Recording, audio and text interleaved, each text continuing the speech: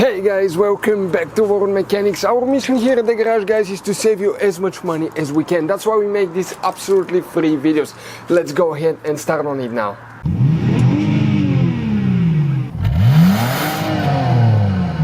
So let's start on it now.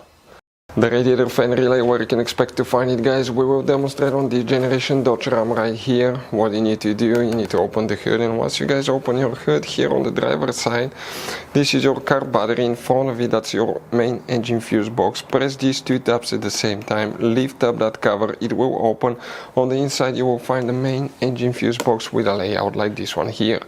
Before we guys continue, let's explain quickly why it's always a good idea to test fuses and relays. Guys, it's very important to always test your fuses and relays. Why? Sometimes you may think you have a good fuse, guys. It's hard to tell. Look at those fuses, right? And sometimes, okay, you pull the fuse. Okay, I'm going to get the fuse puller and I'm going to remove one fuse. I want to show you on that 20 amp fuse. Sometimes it's very unclear if that fuse is burned or not. You may not clearly see it. So always, guys, test them, because if you don't test the fuse, you assume it's good. You end up spending money, time and diagnostics for problems that do not exist, guys. So you can just waste your money and time. Always test your fuses, always test relays. We will put links in the description of the video below where you can find, guys, a video for testing a fuse and testing a relay that will explain everything that you need to do. If you guys need to buy any parts, tools for your Dodge Ram, fuses, relays at a really good price, quick shipping, that way you do not waste money and time, we're going to put a link in the description of the video below for your convenience. Please check it out.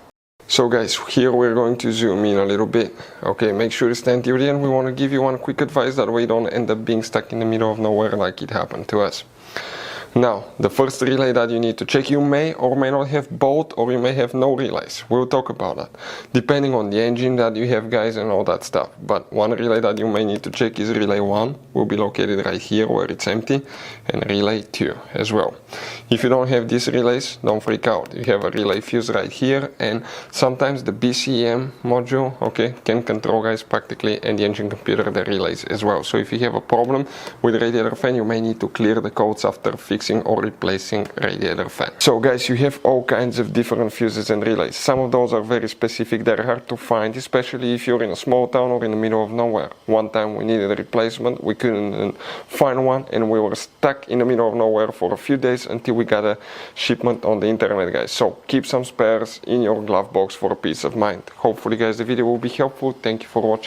Hopefully, guys, the video was helpful. Please do not forget to comment, like, subscribe. That way we can keep making these absolutely free videos. Guys, we have more than 19,000 free repair videos on our YouTube channels that can, guys, save you thousands of dollars in future repairs. Check them out. Thank you guys for watching and see you next time.